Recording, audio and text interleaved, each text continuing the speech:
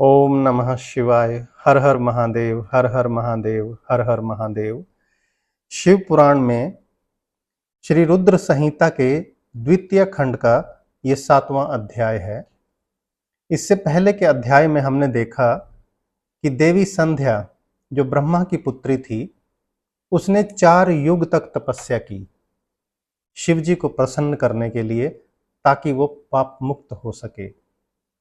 तदुपरांत शिव जी प्रसन्न हुए और उन्होंने देवी संध्या को मनचाहा वरदान प्रदान किया। शिव जी के मार्गदर्शन से ही देवी संध्या नदी के तट पर गई, जहां पर मेधातिथि महर्षि यज्ञ कर रहे थे, जिस यज्ञ को 12 वर्ष तक चलना था। उसके उपरांत क्या हुआ, चलिए आगे इस 7वें अध्याय में पढ़ते हैं और सुनते हैं, ताकि हम सभी को भगवान शिव का आशीर्वाद मिले। ब्रह्मा जी कहते हैं, नारद, जब भगवान शिव देवी संध्या को वरदान देकर वहां से अंतर ध्यान हो गए, तब संध्या उस स्थान पर गई जहां पर मुनि मेधातिथि यज्ञ कर रहे थे। उन्होंने अपने हृदय में तेजस्वी ब्रह्मचारी वशिष्ठ जी का स्मरण किया। अब मैं आपको याद दिलाना चाहूंगा कि देवी संध्या ने ब्रह्मचारी वशिष्ठ जी का स्मरण क्यों किया। क्योंकि देवी संध्या को भगवान शिव ने यह वरदान दिया था कि आपको पति रूप में वही व्यक्ति मिलेगा, कोई भी हो, जिसका आत्म आहुति देने से पहले, यानी यज्ञ में अपनी आहुति देने से पहले, जिसका आप हृदय में स्मरण करोगे।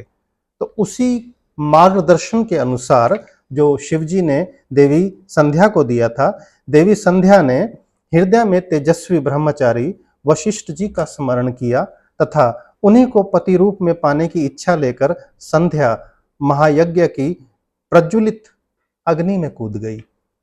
अग्नि में उसका शरीर जलकर सूर्य मंडल में प्रवेश कर गया। तब सूर्य ने पितरों और देवताओं की तृप्ति के लिए उसे 2 भागों में बांट दिया और 2 भागों में बांटकर रथ में स्थापित कर दिया, अपने रथ में स्थापित कर दिया। उसके शरीर का ऊपरी भाग प्रातः संध्या हुआ और शेष भाग साय संध्या हुआ। साय संध्या से पितरों को संतुष्टि मिलती है।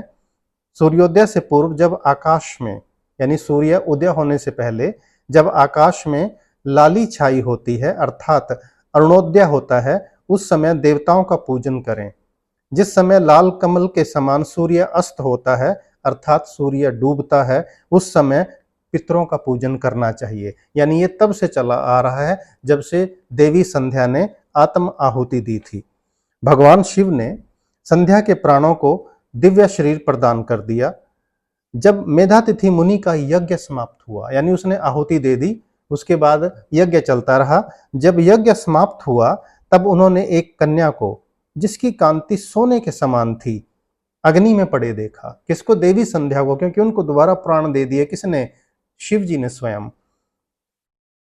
अग्नि में पड़े देखा। उसे मुनि ने भली प्रकार स्नान कराया और अपनी गोद में बैठा लिया।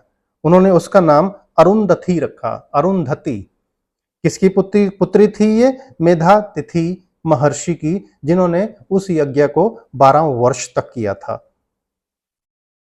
यज्ञ के निर्विघ्न समाप्त होने और पुत्री प्राप्त होने के कारण मेधातिथि मुनि बहुत प्रसन्न थे। उन्होंने अरुंधति का पालन आश्रम में ही किया। वह धीरे धीरे उसी चंद्रभागा नदी के तट पर रहते हुए बड़ी होने लगी। यानी चंद्रभागा के आसपास ही पर्वत पर तपस्या की थी देवी संध्या ने। उसके बाद उसने अपनी आहुति दी, फिर उसका पुनर्जन्म हुआ अग्नि से और उसका नाम रखा गया अरुंधति।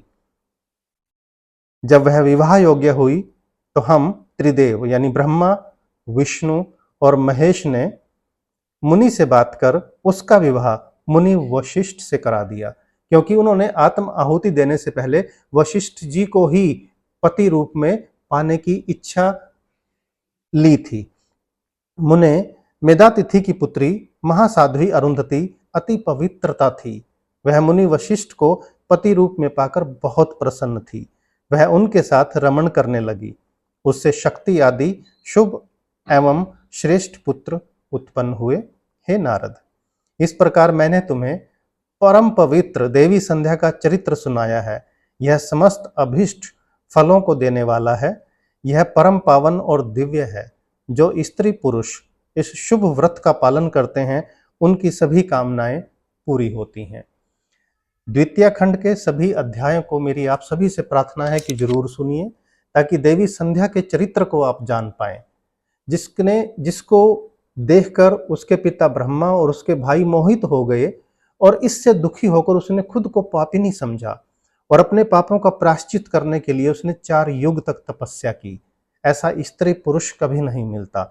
इसलिए देवी संध्या जो है वो पूजनीय है, जो बाद में अरुंधति नाम से हुई, मेधातिथि की पुत्री, और वशिष्ठ जी से उनका विवाह हुआ। आप सभी का कल्याण हो, सभी को शिव भक्ति मिले, शिव का आशीर्वाद मिले। ओम नमः शिवाय। हर हर महादेव।